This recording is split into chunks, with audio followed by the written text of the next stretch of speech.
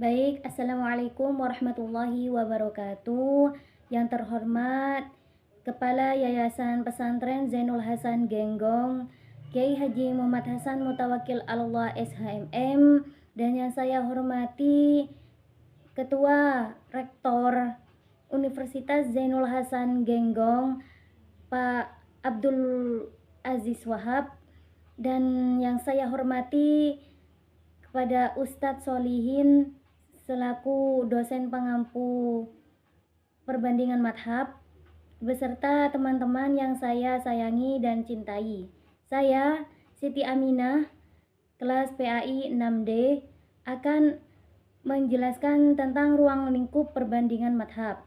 Membicarakan tentang ruang lingkup perbandingan madhab, ada beberapa pengertian tentang perbandingan madhab, yaitu seluruh masalah yang berkaitan dengan fikih di dalamnya terdapat perbedaan pendapat dan bukan perbedaan tentang akidah yang menjadikan suatu umat menjadi beberapa kelompok.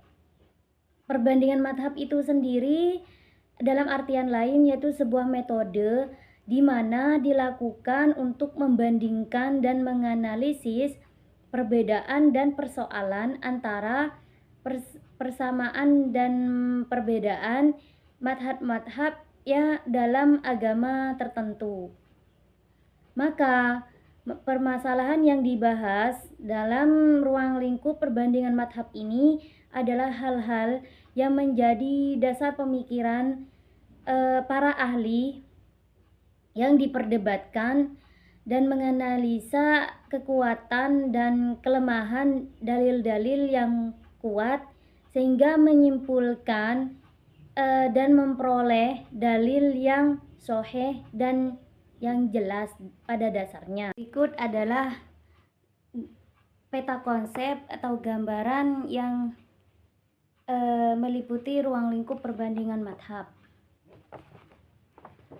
Sementara pengertian madhab itu sendiri menurut istilah meliputi dua hal. Madhab dalam jalan pikiran atau metode yang ditempuh oleh seseorang imam mujtahid dalam menetapkan hukum suatu peristiwa berdasarkan kepada Al-Quran dan hadis. Ada beberapa pembagian ruang lingkup, yaitu dibagi menjadi 3 yang sering digunakan oleh istilah madhab di dalamnya, yaitu madhab akidah atau teologi, yang antaranya madhab i'tiqodiyah, madhab politik, madhab fikih atau madhab yuridis, atau yang disebut dengan madhab hukum atau fikih. Dan menurut dengan sumber hukum yang menjadi ketetapan hukum madhab ini berpegang pada nas Al-Quran dan sunnah, fatwa para sahabat dan ijtihad para sahabat. Mengambil hadis yang mursal dan dhaif lebih diutamakan daripada qiyas, dan qiyas ini sebagai langkah-langkah akhirnya. Ijtihad jam'i berbeda dengan ijma, karena ijtihad jam'i ini berkoleksi hanya kesepakatan mayoritas ulama, sedangkan ijma merupakan kesepakatan seluruh ulama. Seperti itu. Dan membicarakan tentang faktor yang melatar belakangi perbandingan madhab itu karena munculnya di kalangan para ulama melahirkan madhab-madhab yang dilatar belakangi oleh beberapa hal, yaitu perbedaan sumber hukum, metode, dan lingkungan.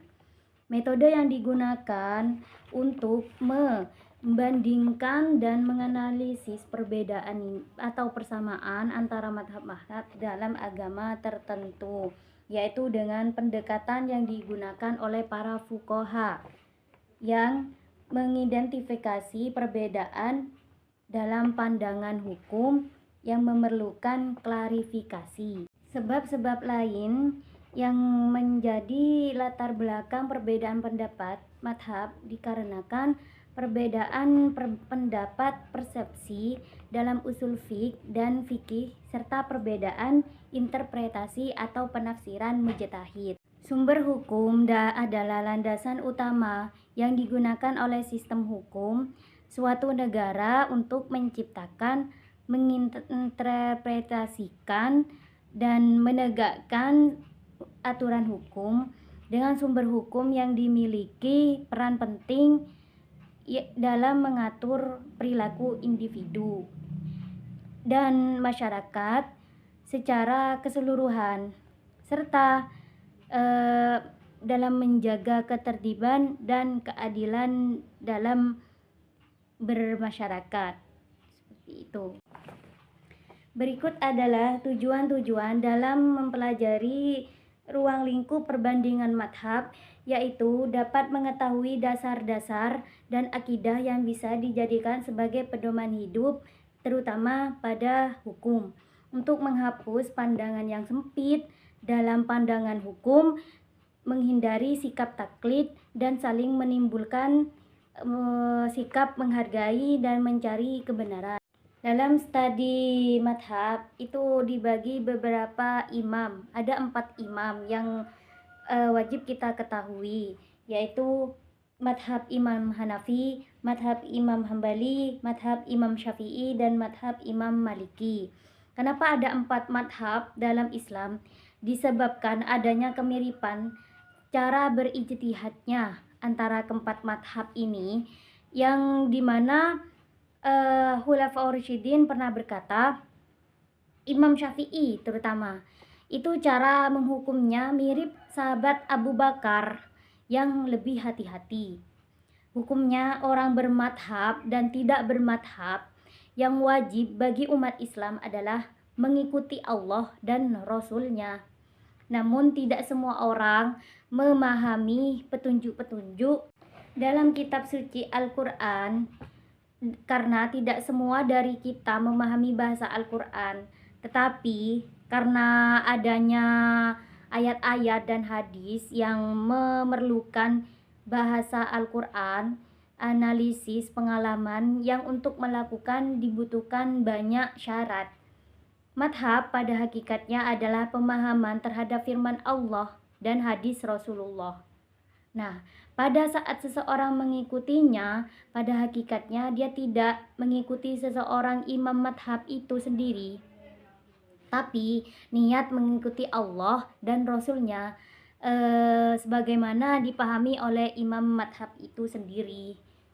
Cara kita menyikapi sebagai orang awam hanya perlu mengikuti ulama yang kita yakini atas segala kebenarannya. Tidak perlu memaksa orang lain untuk mengikuti madhab yang imam kita yakini, seperti itu. Apa yang kita anggap benar, ya sudah kita terapkan, toleransikan pada diri sendiri. Tidak perlu memaksakan orang lain untuk mengikuti madhab yang kita yakini. Maka sumber keberadaan penetapan hukum madhab ada di dalam Al-Quran, tidak hanya sebagai kitab suci bagi agama Islam, tetapi juga dijadikan sebagai sumber hukum Islam yang pokok atau yang paling utama. Cukup sekian penjelasan dari saya, semoga bermanfaat. Wassalamualaikum warahmatullahi wabarakatuh.